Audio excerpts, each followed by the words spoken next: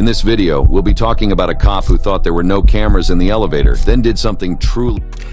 Welcome to CSL TV. And I just hope you guys are having a beautiful, blessed day. Now, if you're new to the channel, this is just a review, a reaction, as well as an informational channel. Hopefully the informational part help you and someone out. And we pretty much just gonna watch some videos and talk about what goes on in the world. And y'all already know a lot of crazy shit goes on in the world that we all should be informed about, because we be like, oh man, when this happened, when that happened, and next thing you know, boom, some crazy stuff that happened. But I don't like making my intros too long. I just like getting straight to the business. So as always, you guys have a beautiful, blessed day. Let's get it. The man who shot a woman after her friends put into the wrong driveway has been sentenced to 25 years to life. The 20-year-old victim was in a friend's car which pulled into a driveway with another car and a motorcycle, but they were lost. Kevin Monahan said he felt threatened and fired a warning shot, and then accidentally fired the fatal shot when he tripped on the deck. He was convicted of second-degree murder, reckless endangerment, and tampering in January.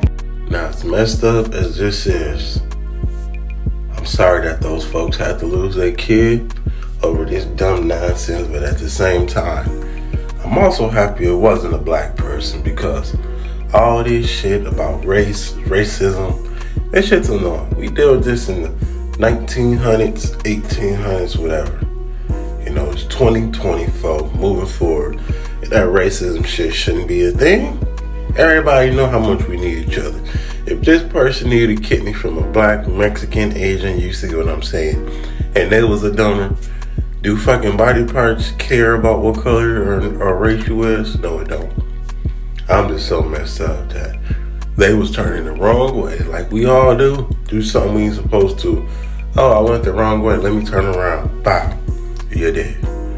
Why was you trying to scare folks for turning around in the driveway? Did you see somebody get out the car? Did they ask and try to break in your house? No, they simply was just looking for direction. Oh man, these people we live with nowadays, man. And I wouldn't even say nowadays, just people need to get it together. This world is falling apart as we watch it. In this video, we'll be talking about a cop who thought there were no cameras in the elevator, then did something truly... So we about to get into a content of this sheriff who's retiring and been with that police department for a couple decades, almost 3. Thought the camera was off, and you know what I'm saying? Unfortunately, they wasn't, and he got caught doing something. Talking about a cop who thought there were no cameras in the elevator. In this video, we'll be talking about a cop who thought there were no cameras in the elevator, then did something truly bizarre.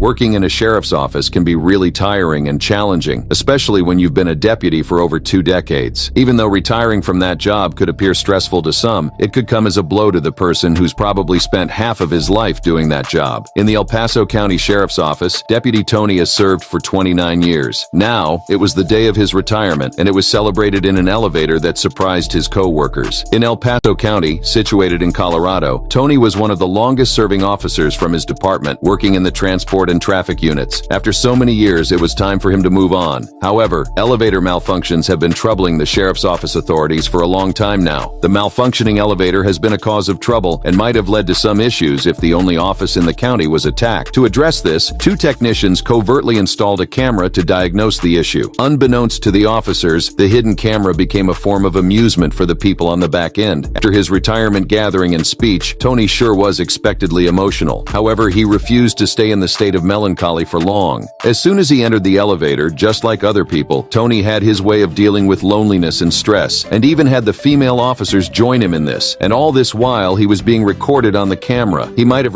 Y'all thought it was something bad, huh?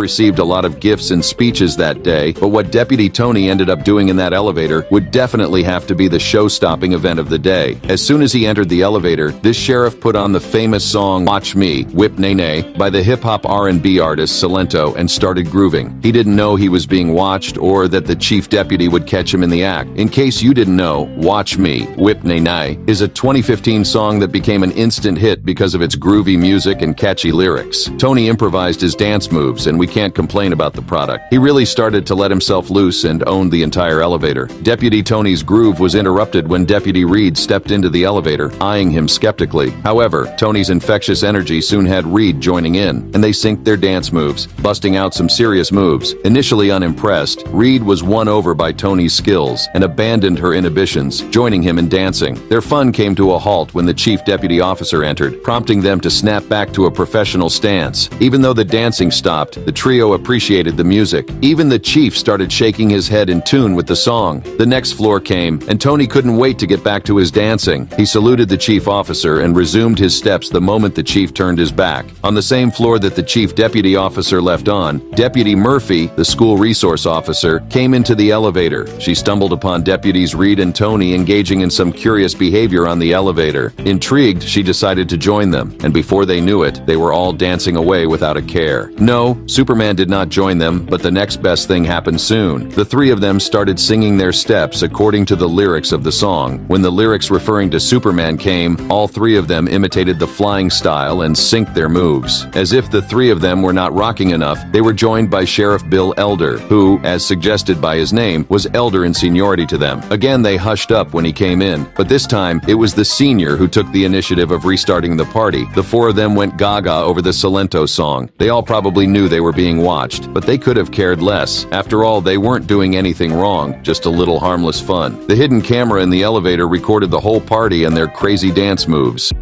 Yeah, so the reason why I posted this video is because I know the title, White versus Black. A lot of people probably tune in, not only because you rock with me for the folks that do, but because of how it seemed like some crazy stuff happening. And I just posted this video just because they was having fun in the elevator. Even though that's his co-workers, fun don't see no color. It's not a white thing, it's a black thing, Asian. You know what the fuck I'm trying to say. So instead of all this stuff that we see in the news, we probably deal with, of this race versus that race, we need to be more like these folks in the elevator, having fun. Because fun is not a race thing or a gender thing. It's fun. It's everybody getting involved. You know what I'm saying? Forgetting about the problem and the stress this damn world is bringing to you, because the world is stressful. And goddamn, being an adult, oh my God, I wish I was a kid again.